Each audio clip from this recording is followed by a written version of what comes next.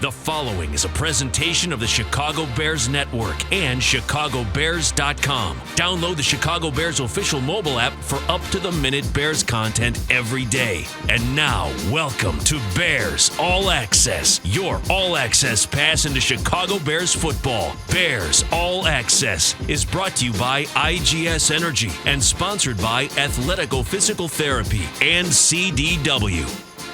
March blows in with some big-time football. We are back in business and coming to you tonight from the NFL Scouting Combine in Indianapolis, Indiana. I believe the 35th consecutive year with a future yet to be determined. I'm Jeff Joniak, voice of the Chicago Bears. With my broadcast partner at News Radio 780 WBBM is Mr. Tom Thayer. Tom is not here. He's tucked away at home. But, Tom, we got Jim Miller, our sidekick here, our special guest each and every week. We don't even want him to rest until segment 2. We're bringing him in right now out of the cannon. But, Tom, you had a chance today to listen in and watch and take a gander on what's going on in the NFL. We heard from Ryan Poles today, the Bears' new general manager, and head coach Matt Eberflus. We'll hear comments from those guys as well coming up here in the next couple of segments. But quickly before I bring Jimmy in here, any overall tone from what you picked up from those two fellas today? Yeah, two things. If I'm an offensive lineman, I better be ready to lose some weight and get stronger. And Yes. when I listen to Matt Eberflus, you know, every time I went to a coaching transition, whether it be in college from Dan Devine to Jerry Faust, or in the USFL from George Allen to Frank Kush, or in the NFL, it's always the anticipation of that next hire, how much it affects your job personally, but also what are the messages that they're sending every time they're getting in front of a microphone. And I like to hear Ryan Poles saying, look, we need to get lighter and faster. And then Matt continues the process of talking about how hard they're going to work and the expected effort out of every one of these guys. And, you know, Jeff, when I listen to these guys and I see how prepared and how immediate their answers are at the podium, it makes me excited about training camp and going there to watch these guys work every day. Because I don't think anybody's going to be putting their hand up to get a veteran day off within the first week of the training camp. The OTAs and the mini camps are going to be as meaningful as some of the first practices of the training camp. But, guys, you're on notice. Be ready, be prepared for whatever position you play, the effort you're expected to give, and don't come in 20 pounds overweight.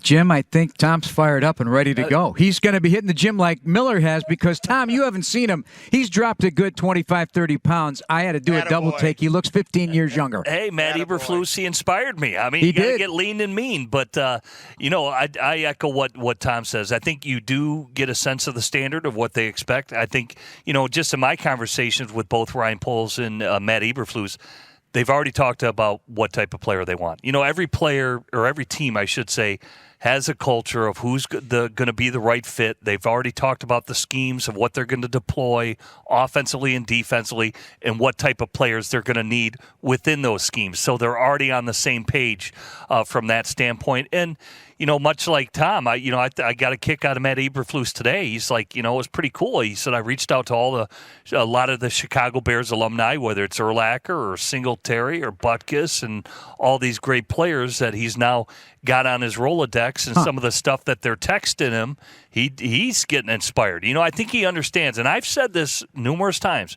When I walked in Pittsburgh, that tradition and that history reeked all over the place. When you walked in that foyer of the old Three Rivers Stadium and the Lombardi trophies are there, and I felt that way when I walked through Hallis Hall, of the history of the game and how important it is. And I got a good conversation with both Ryan Poles and Matt Eberflus that they take that to heart. And he said it's pretty cool when you get those texts from whether it's a Tom Thayer or former players that he's communicating with of what their challenge is and, you know, what they need to represent. So And cool. I'm sure, Tom, that those messages, I don't know if he told you, Jim, what those messages were from a guy like Butkus, who, you know, and early. But these guys, when they hear about toughness, when they hear about playing fast and physical and giving great effort, those are all catchphrases that are thrown around by a lot of coaches. Right. But if you don't put some teeth into it, and if you don't demand it from the time you get there until the time you are asked to leave or you choose to leave, then it's just going to be lip service. There is no way these two guys, Tommy, are giving this lip service. This is how it's going to be, and you're going to have to adjust to it.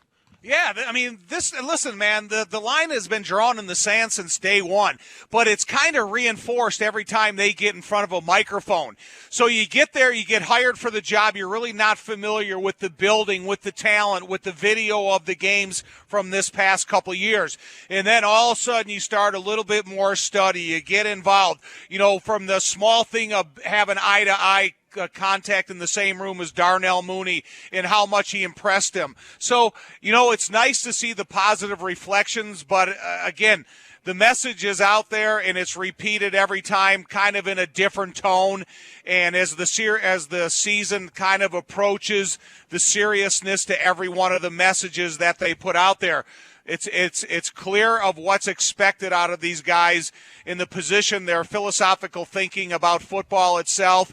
And even Ryan saying, look, man, we need to figure out which offensive linemen fit in the best position they fit in. So there is no predetermined spot that, look, you're going to go here. This is where you're going to stay. Look, you're going to come to this position initially. You're going to compete for that position. And if we feel that you fit somewhere else more effectively for us, we'll make the change. Philosophically, let's talk about that a little bit, Jim. And Tom, the offensive lineman. We'll start with Jimmy, though, because he was ducked under center with those guys up front. So it was clear they want him lighter and quicker for what they want to do. Whatever it is they want to do offensively, lighter and quicker. Juan Castillo wanted them as big as possible up front. So he wanted really big guys. What do you take from that in terms of what they might now look like as an offense from the guys up front? I think they're going to be an outside zone running team, I think is what it tells you. They're not going to be a gap scheme. Again, this in the history of this offense, right? Everybody's going to say, this is the McVay offense. Well, no, it's not the McVay offense. Then people say, well, it's the Kyle Shanahan offense. Well, it's not the Kyle Shanahan offense. This is the Mike Shanahan offense. It was the outside zone run. Tommy can explain it to all the listeners. That's what they did out there in Denver with Terrell Davis. What were all those offensive linemen? They were legitimately 295 to 305 at the most. They were light. They were quick on their feet. They could move. And so that's what I think it's going to tell you. It's going to be an outside zone scheme. They may work in some pulling schemes as well with the power plays and things like that. But I think then all the play action will come off of that from that standpoint. Also for the screen game, offensive linemen need to be able to run upfield and get to the second level to be able to block down the field. So you got to have guys that can move if you're going to go that route. And in that sense, Tommy, as well, a quarterback who gets rid of the football quickly, and that's what they're going to ask as well of Justin Fields. So does this mean, Tom, there are no more 335-pound tackles on the Bears in the future, or how would you break that down? If they can move, they'll be there. Exactly what Jim says. If they display the athleticism from the size that they're blessed with, gifted with, or developed in the weight room throughout their course of time, then yeah, this is what you can go in here and compete at. But Jeff, if I'm kind of this conception of the outside zone and I need speed to get to the point of attack, and if you're a tenth of a second too slow, if you're not moving out of your stance real well, if you're a little off balance when you try to move at the beginning of the snap count, then yeah, I'm going to have to make subtle changes with you. And I don't think we can ignore a guy that they hired last week in Jimmy Arthur, because he's going to have control of the weight room. So it's a fine line to have these guys be able to confidently and efficiently lose some weight but still gain strength. And I do think that's going to be one of the key ingredients here, because the better athletes they have in their stance, they have a wider variety of plays they can run. Let's use the example of Trent Williams, right? Kyle Shanahan's offense, 6'5", 320 pounds, left tackle. Some consider him the best in the game. Remember when he was motioning him? He can move. Yep. Yeah. That's an offensive lineman over 315, 320 who can move. All right, sounds good. Jim Miller, Tom Thayer. We're through one segment of Bears All Access, brought to you by IGS Energy. Coming up, we'll hear from comments earlier today with General Manager Ryan Poles of the Bears. This is Bears All Access with our producer, Adam Studzinski, in our Score Studios on Chicago Sports Radio, 670 The Score. Welcome back to Bears All Access, brought to you by IGS Energy. Choose clean energy for your home at IGS.com, because every good choice adds up to a better world. With Tom Thayer, I'm Jeff Joniak, and our special guest each week from SiriusXM NFL Radio's Moving the Chains. And thanks to SiriusXM for helping us out here tonight from Indianapolis at the Scouting Combine. Good to have you alongside with us as we break down today's festivities with the Bears brass speaking and all around the league. Jim was doing interviews all day with coaches and general managers. I think it's a cool thing. They're not all here. They're not all coming. They're not all obligated to do it. But just a little sneak peek. They're not going to tell you what they're going to do or give you evaluations on who's going to be a cap casualty or who they're thinking about re-signing in free agency or what they're going to do and go out and get it. But they'll give you some context. You got to use your two ears and listen to what they say to where you think you're going to go. Yeah, I thought today I talked to Arthur Smith, and I'll tell you what, man, I'm impressed with him as a head coach of the Atlanta Falcons. One, because they were in meaningful games towards the end of the season, and they did not have a lot of salary cap space. You knew last year because they had to trade Julio Jones to clear up even more space to, they signed, I think, only one free agent because they couldn't afford it. And they still have more cleaning up to do, so they're going to be focused on the draft. I think other teams are in that boat as well. When you look at, say, New Orleans, that just won't have the cap space. New Orleans just cleared up $24 million today, and they still have another $30 million to go. So, and there's a lot of teams in that boat, but then you have other teams that will have some money to spend. It is a buyer's market. They've got to be smart at the contracts they're going to really pose to guys. And the team to really look at, and everybody accuses Mike Brown of being frugal. Why are they in the Super Bowl? They not only draft well, but look at the free agents they signed last year. Trey Hendrickson, what a great signing.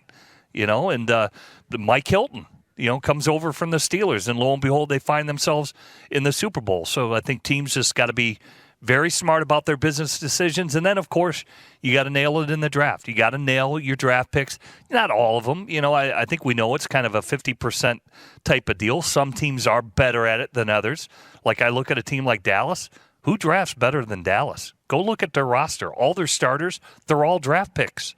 They're all draft picks other than Amari Cooper, who they brought over from the Raiders. Dak Prescott was a third-round draft pick. Ezekiel Elliott, first round. Their whole offensive line's drafted. CeeDee Lamb was a draft pick.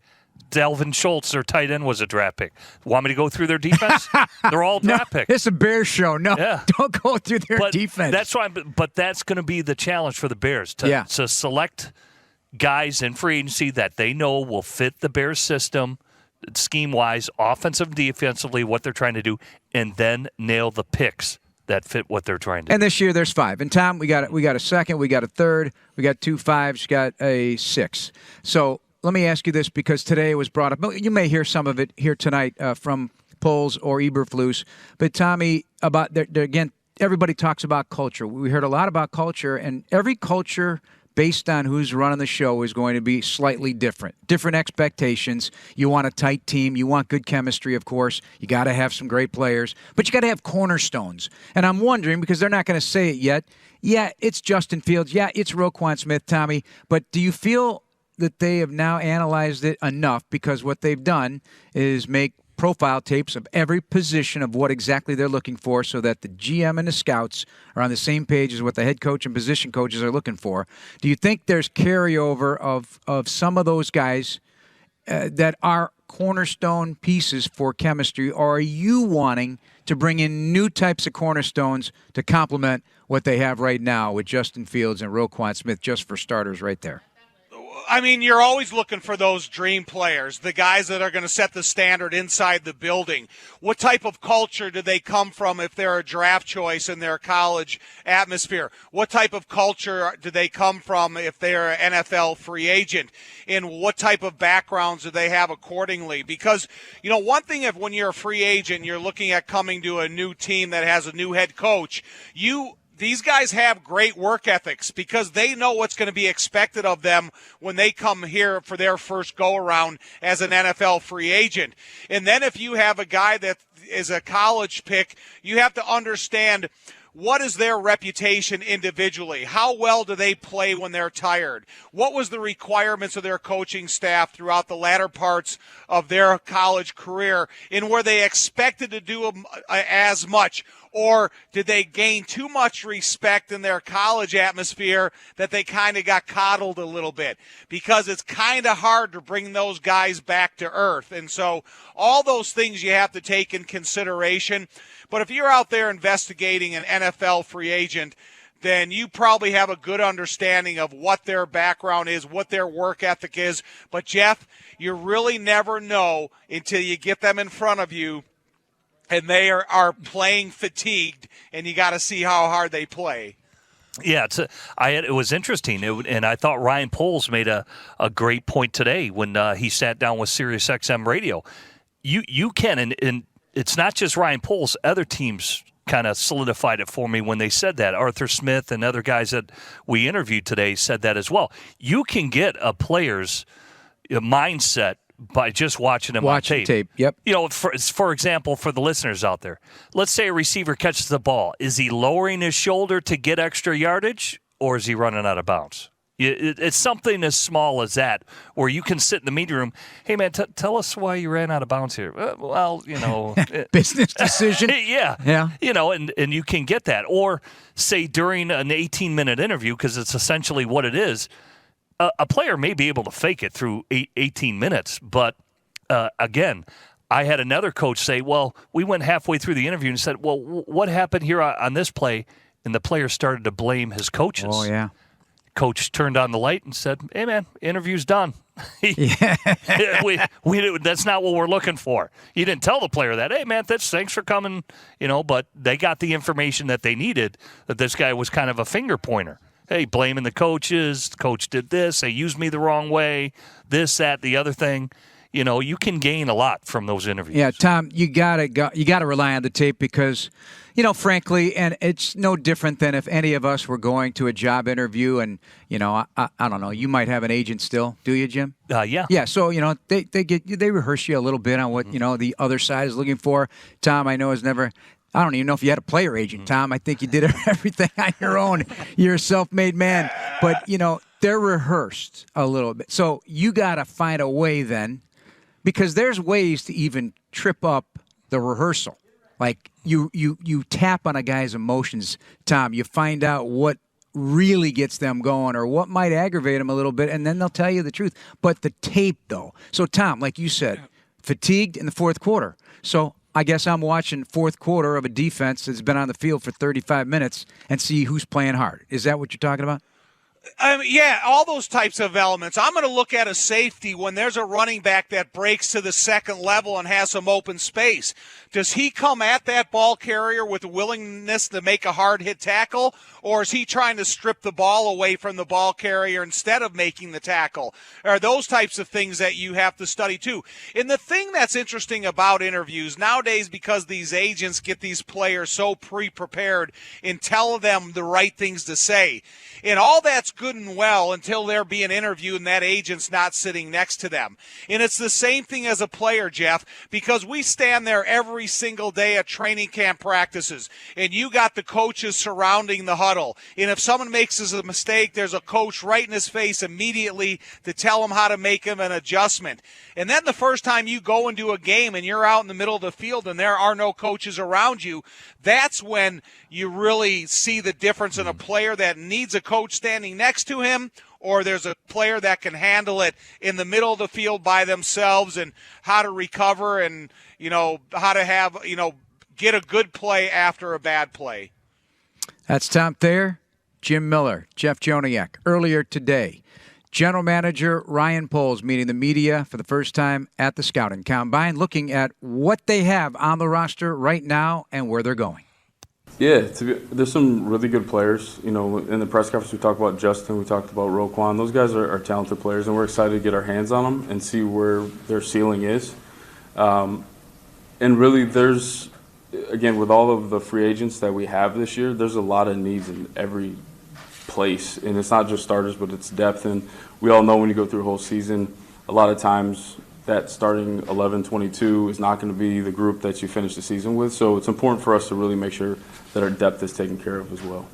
When you looked at the tape from this past season of your offensive line, the players you have under contract, how do you evaluate that group that you've got in the building right now? Yeah.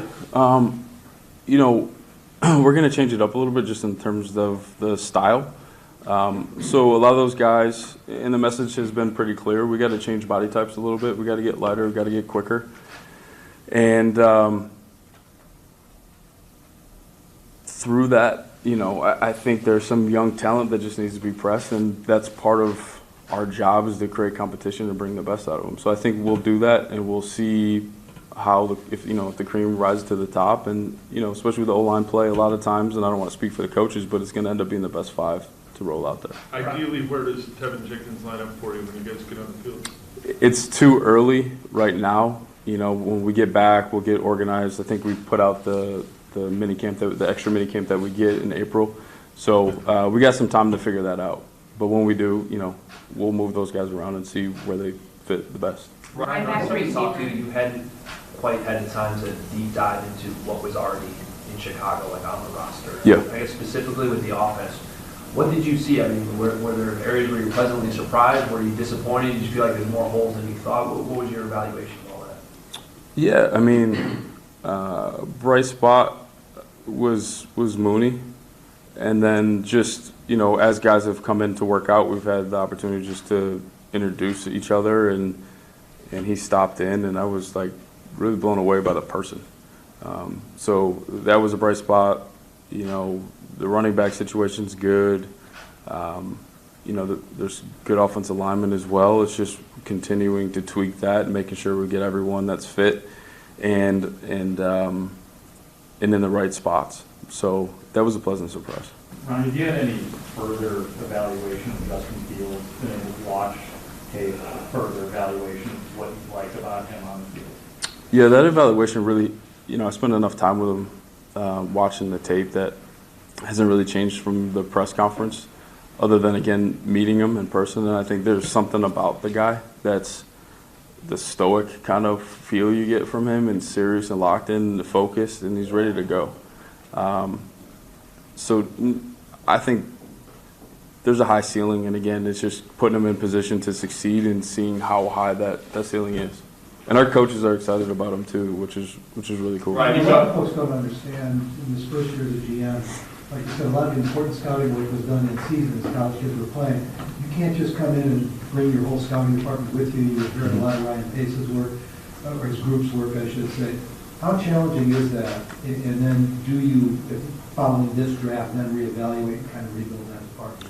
Yeah, well, first, I've been through change before in Kansas City. So I've been through that process of adjusting grade scales and values and how people communicate and the type of reports that have been submitted and how they've gone through all-star games. So I feel like I adapt really well. I will say this.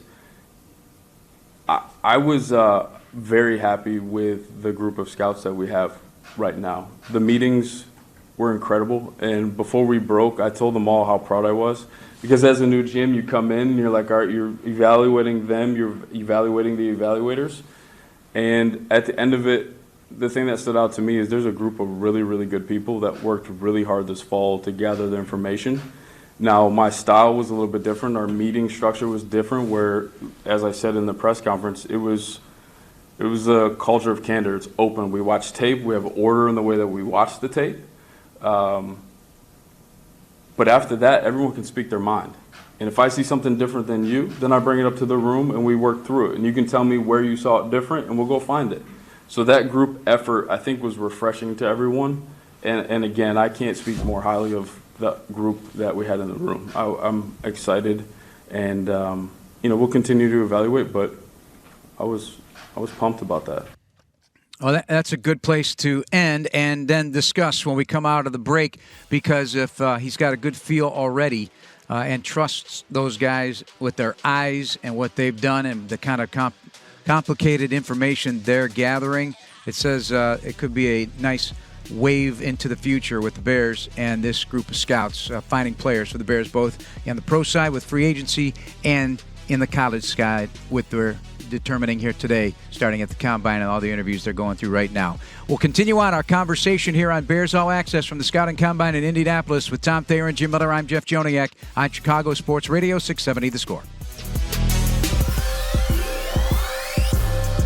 This segment of Bears All Access is brought to you by Athletico Physical Therapy. Visit athletico.com to request an appointment in clinic or virtually and start feeling better tomorrow. With Tom Thayer, Jeff Joniak, and our special guest each week from SiriusXM NFL Radio, Jim Miller. Just heard from Ryan Poles. Tom, I'll give you a chance to respond to some of what he talked about. We touched on some of it, but I would imagine for a first-time general manager, because, they don't come in and wipe out the scouting department. He brought Ian Cunningham in from Philadelphia. That has been a big part of his ability to connect and really hit the ground running as a general manager. He trusts him, and he's a really good resource for him. But scouts are signed through the draft everywhere. They don't just get, unless they're just absolutely not going to work. So you have to. So it must feel good for Ryan to be able to trust these guys. And I'm talking about the Mark Sadowskis. I'm talking about the Jeff Kings and all the scouts that work in their areas across the country. Yeah, that's encouraging to me that he is happy with the information that is given to him from the scouting department that's in place right now. And it's something that Ryan Poles can listen to what a scout is telling him, and he knows if it's legitimate information or it's needless information. And it sounds like he has a great deal of respect for all the information that these guys have brought to their meeting rooms. And I like the fact that Ryan is telling us that he really got a good first impression out of Darnell Mooney, because so did we. And the more we got to meet him, the more we enjoyed his character and his personality and how important football is to him. We all know that David Montgomery in the running back room is a strong room. And I'm glad he said the offensive line needs to be pressed, because that's just another word for challenged. And I'm glad that none of these guys are coming to practice the first day and thinking, man, I got my position. I'm already, my place is set in stone. No, it's not. You're coming here to be competed against, to either win the job and impress the coaches or lose the job because you're not doing what we expect of you. And Justin Fields, he does have a high ceiling. You look at his athleticism, and he's used the word stoic. And, Justin is not a jack-around type of guy. He comes to practice with great work ethic. He gets out there early. He stays late. And I think when you talk about that position specifically, especially in such a young man like Justin Fields, it's super encouraging that you see that the most serious position on your team has a very serious work competitive attitude. Yeah. Well, I think you got to give honest evaluations. The last thing you want is a bunch of yes men in the room where everybody agrees. Oh, yeah, we all think he's the same guy. That won't work. Yeah, that doesn't work. Tom brought up a good point. Like there was a general manager I talked to today who said they had a young man in an interview, and it was about effort in the fourth quarter. And they thought the consensus was he was dogging it. But one of the scouts in the room says they asked the player, well, why, do you think you're hustling on this play? He goes, well, I pulled my hamstring in the third quarter. And the one scout knew that he was hurt, and the kid was out there playing hurt.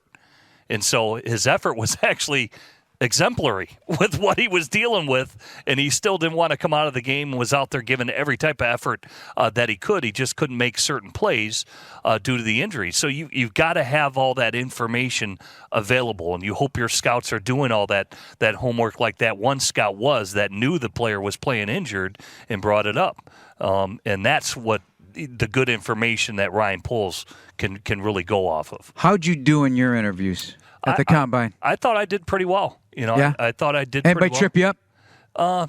Well, I think, they pulled up plays, and I think I don't want to say that they were leading you to, well, hey, why didn't you complete this pass? And I could have said, well, hey, the receiver ran the wrong route. It's supposed to be a corner.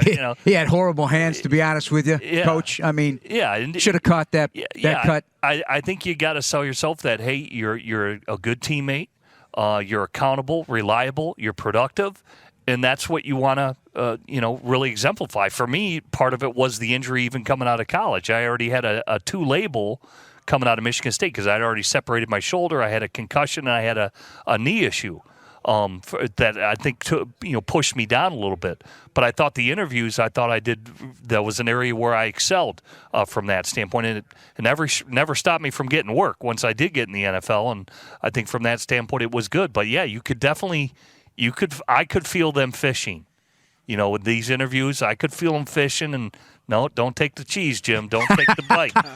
So and you do. You got to be on your toes. You got to be, and you got to be savvy. You got to be tactful, but you have to understand what they are looking for and what they're, what the information they're trying to get out of you, because this is how they want to build their football team with a bunch of guys like yourself that are hardworking, love football, and love to win. Tommy, I don't know if you had interviews like this. You went to multiple combines, but did you have sit-downs with teams like they do now? Speed dating, so to speak? Yeah, let me tell you a quick lesson I learned. So my brother-in-law, who ended up playing for the Falcons for 11 years, was 2 years older than me. And he was a super educated guy, academic All-American 2 years in a row. He was a concert pianist. He had all this ability to do things outside the world of football. And sometimes he let a message known that football isn't the end all for me. It's part of what I am. And that's not the message you want to send. And then he ended up sliding. Even though he was a two-time All-American, he slid to the 4th round because people became aware of that message. And 2 years later, when I was going through the same process, Jeff, every single interview, I was all in. I had no other option. There's nothing else I was going to do. I was going to play football, and that's all I was going to do. So, I kind of learned a message from my brother-in-law, because I do believe that he slid a little bit in the draft, because scouts out there, people, GMs started believing, okay, this guy has other opportunities in life where I wanted the guys to think I didn't want any opportunity in life other than playing in the NFL. Case in point was Myron Rolle, Florida State safety, gets drafted by Tennessee in the 6th round. He made it known, I'm going to be a doctor. Yes, I like football. Oh, by the way, I'm a Rhodes Scholar too. By the way, I'm going over to Oxford too. He dropped down in the draft. He didn't play football very long, but he is a doctor. That's right. Hey, listen, Michael Haynes. Yeah. When he was drafted, Tom and I talk about this all the time. Lovey always tried to make sure, hey, take off on this foot, and he wouldn't. And he had a Greg Blash, I believe, always said, hey, he was worried about decorating his apartment more than he was ready to play football sometimes. So, you do have to sniff that out. And in another regard, especially when you have, Tom, a strong-minded bunch of guys like you had that you walked into in 1985. And you go to the Super Bowl, and Jim, you're coming into the Bears in 2000. Well, that 2001 team, you were there before. What year did you get there? 98, 97, end of 97, I believe. So are your teammates that have been there a bit, or these types of players, offensive linemen, are they interviewing you as well when you get into that locker room? I'll let you answer that first, and then Tommy. Yeah, I think, they want to get to know. Like Olin. Is Olin, is he eyeballing you? Well, fortunately for me, I had advocates that were already in there. Ty Halleck, who I played with at Michigan State, and a couple other guys who I'd crossed paths with, that say, hey, man, this guy's, he's good character. This guy's going to help us win. So luckily I had ambassadors that were sticking up for me or speaking of me and saying, hey, this will be a good spot for him, but then you have to earn it. Yeah. You have to earn it. Those guys have to go out. When you go out to practice, you've got to show them your skills. You got to show them your leadership ability. You got to show them your dedication of what you're willing to sacrifice to win as their teammate, and where they believe in you. And, and that's a big part of it. You have to earn it from that standpoint. Tom? For me, it was kind of two-tier, Jeff, because I was being coached by a Hall of Fame offensive guard, and he used to tell me, look, you can bullcrap anybody else, but you can't bullcrap me about offensive line play. I've been there. It may be different for tackle or center, but I know offensive guard. So you wanted to earn the respect of Coach Stanfield, number one. But then you also had no favors given to you by McMichael and by Hampton and the guys on the defense. They wanted to and were willing to do whatever they needed to do to beat you in practice to try to make you a better game day player. So it was kind of twofold for me, from my position coach onto the guys that I was practicing against every day. I do believe, I have these discussions often with other play-by-play guys or just people who cover the sport, and everybody has a different opinion, but I do feel you need some alphas to be those guys. I don't think you win without them. I really do. All these years covering Super Bowls, and you're in, granted, it's just a week, but you're listening on every Wednesday, Thursday, Mondays now to how they operate, and you find out a little bit about them, and it sticks with you when they win. They just have a certain style and swagger about them. The Bears in 06 had that. They believed in themselves. They believed they were going to win. You guys in 01 had it. Certainly Tommy's guys had it in 85 and beyond. So who are the alphas? Who will become the alphas in the future for the Chicago Bears? We'll find out in the days to come. Coming up, we'll hear from Matt Eberflus, the Bears' new head coach, from his comments to the media today. This is Bears All Access. It's brought to you by IGS Energy on Chicago Sports Radio 670 The Score.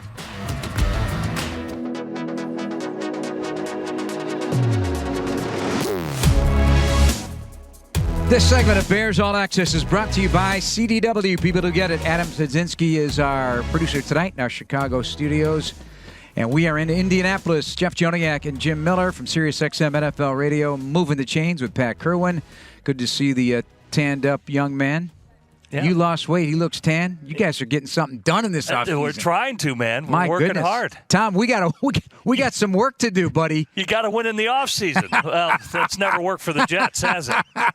Tom, are you winning your offseason to this point? Oh, Jeff, right now I'm in the midst of raising 3 dogs, and I'm on my feet more than I ever have been in an off season in my life. When you got a brand new puppy and you got to take him out on the hour, I'm off my feet. I'm on my feet for sure.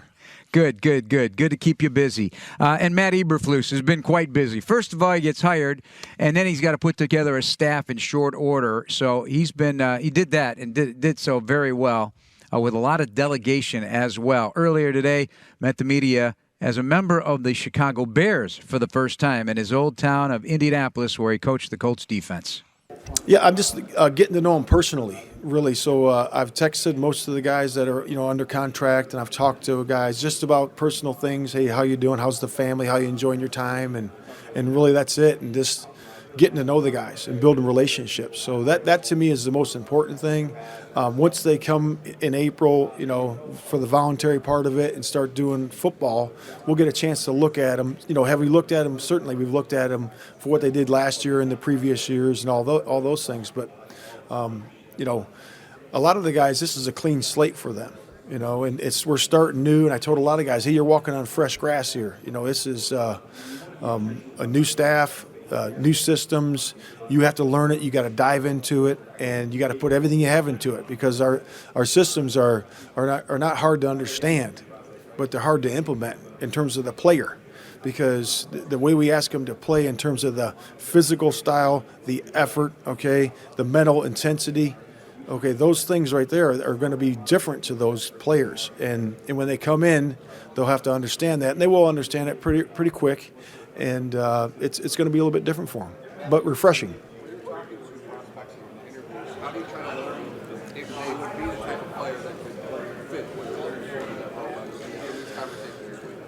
Yeah, you look at the tape. So as a coach, your resume is the tape. That's just the way it is. You want to know how I coach football? Look at the tape. You want to know how a guy plays football? You look at the tape. Because a lot of guys can say certain things, which is great. Words are important. But action's more important. So I think that you just look at the tape and do they fit? You do that with the draft. You do it with free agency. You do it with anytime you're trying to acquire a player. Does he have 2 things? Does he love football? And is he willing to work really hard? And to me, if those 2 things are check both those boxes, he gets his foot in the door. And that to me is what the evaluation process starts with. You evaluated the guys that you already ID'd some guys, but you're like, this guy plays. Oh yeah, we've got those guys. Yeah, I mean, I don't want to, talk about certain players right now, but yeah, we have pieces in there, for sure, that fit that mode of loving football and playing really hard. So there's definitely pieces there. When you got to Indianapolis, you had to assemble a defensive staff. What did you assemble Yeah, so. This goes back when I first got interviewed in 2018. with the Cleveland Browns. I got interviewed there, and everybody has their staff list, and I think that's an important thing. But the reality of it is that it's hard to get everybody on that list because guys are under contract, guys get promoted where they were. I mean, there's a lot of things moving, a lot of balls in the air. So I really leaned on the coordinators this time, and to Luke and to Alan, and to HT. I leaned on those guys to say, hey, who do you like? Who fits with your system? Okay, and then let's talk about the list that way. Let's start our list that way, and then I'll interview them on the phone, and we'll get them in here and either Zoom or bring them into Chicago, and we'll talk to them. If they fit with our system and our style, then we'll move them on to the next stage, and then that's what we did. We ended up hiring a really good staff. And he's taking that staff because guys like Alan Williams, guys like know exactly what they want. They got some of their same guys that know the system. So now nobody's teaching coaches. All right? These guys on both sides, and so now they can hit the ground running. I think, Tom, it closes the gap a little bit on educating the players on what they're going to do. Oh, gosh, no doubt, because Matt Eberflus doesn't have to sit up there in front of all of his defensive coaches and teach them the system. And I think when you get out there and you get a little time with the new offensive staff to sit behind closed doors, it expedites the learning of these guys. And, one of the things I like that Matt says is he's looking to develop a relationship with the players, not a friendship, because I think that will come with time. You just need to have a working relationship with these guys, and then the fate of their relationship will work itself out. I don't think I ever had a head coach that I said, oh, my God, I'm a great friend of this guy. No, he was my boss, and every single day I went to work, I looked at him as my boss, and I think that's the type of working relationship that Ryan and Matt need with their players. That's why Tom and I get along so well. That's how he looks at me. What, Tom's your boss? No, just the other way around. For the first time on the radio, Tom admitted it. I love it.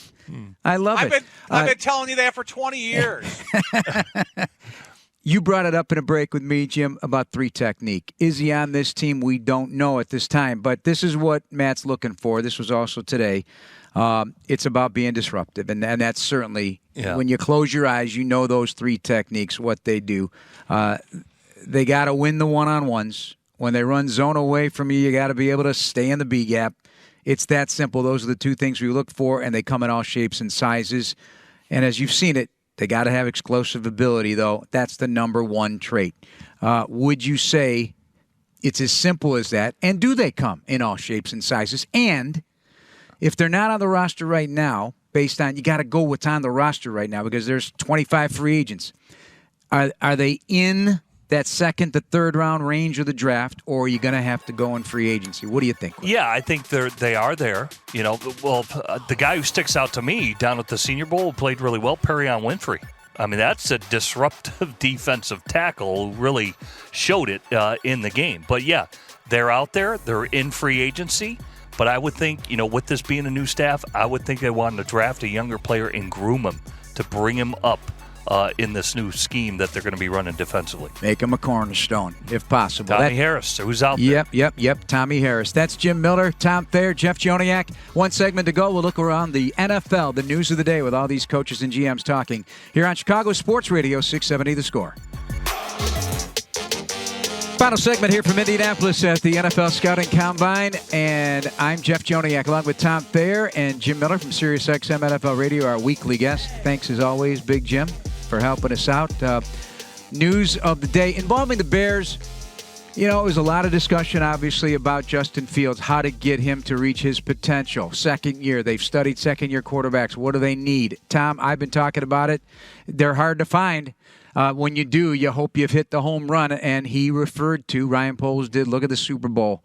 And the first name you think of is obviously Aaron Donald on the defensive side of the ball, but on the offensive side of the ball, it's Cooper Kupp. When it needed something to happen, you go to Cooper Kupp. When San Francisco needed something to play, they went to Deebo Samuel or Travis Kelce for Kansas City. So you need one of those guys. For a quarterback, when it's third down, you got to have it. Clutch, fourth quarter, need a play, keep a drive alive, score a touchdown, got to have it. So finding those type of guys, but not simple, Tom. Well, you know what, Jeff? Okay, Cooper Kupp, Darnell Mooney, Travis Kelce, Cole Kmet, Deebo Samuel, David Montgomery. They got to learn the system. And I think that's what Matt was saying earlier in his press conference, is once these guys get to understand the system so perfectly, then everything is going to be able to fall into place. And so I think that's the key ingredient for Justin to continue to develop a relationship with those types of players to kind of assist the rest of the players come on board. All right, I got a quick one for you regarding the Bears. Will there be more new starters on offense or defense? Offense. Okay. Yeah. So there will be transitional. Yeah, well, I mean, you look at, they're talking about the offensive line be quicker. Here I'm thinking of Sam Mustipher, who just gained 30 pounds. Well, guess what? You're on a diet now. I mean, think about it. He got up to 330 last year, and now he's going to be asked to lose weight. Again, there's a totally different body frame that they're looking for. Jason Peters is a left tackle. What did he come in as, 350? He's off the list, so there's going to be a lot of different players out there in my mind. I do like the running backs. I think Khalil Herbert and Montgomery are going to be fine, but there are no sacred cows other than the quarterback. All right, we got less than 2 minutes. The big drill here, Jim. Got short answers. All right, news from the league. Tom will get you in here too. Packers GM Gutekunst not getting trade offers on Rodgers. You buying it? Yes or no? Yeah, I buy it because he's a Green Bay Packer. They own the rights, and he's not going anywhere. All right, Giants would take phone calls for Saquon Barkley. Tom, would you trade him? Of course. I would offer, if I'm in the Giants, I'm in a desperate situation to get as many quality players as I can. And I think I could go out and find a running back, so yes, I would. Jimmy G, our friend from the Chicagoland area, the 49ers quarterback, shoulder surgery, after hand surgery. Will he be a 49er, Jim? I think he's a 49er. I think, everybody's dangling him out there to be traded. He's $24 million. Trey Lance is nothing. You got two guys that are really cost-effective under the salary cap, and he's led him to not only the Super Bowl, but to the championship game. Kyler Murray, Tom, according to the Cardinals, they still have respect for Murray and his agent. Do you after that manifesto the other day? I think the agents are getting too much power, and for an agent to send a manifesto to tell what we're going to need for Kyler Murray to continue to be a Cardinal, I don't like that. I'll give it 4 Pinocchios on that one. 4 Pinocchios. Yeah, they have respect for him. That's Jim Miller, Tom Thayer. Thanks to Adam Stasinski, also to our producers with the Chicago Bears, Dan Brilli and Jordan Tredup. I'm Jeff Joniak. Thanks for listening, everybody. This has been Bears All Access, brought to you by IGS Energy on Chicago Sports Radio 670 The Score. Thanks for listening to this Chicago Bears Network presentation of Bears All Access. Podcasts are available on ChicagoBears.com and on iTunes, or download the official Bears mobile app. Bears All Access has been brought to you by IGS Energy and sponsored by Miller Lite.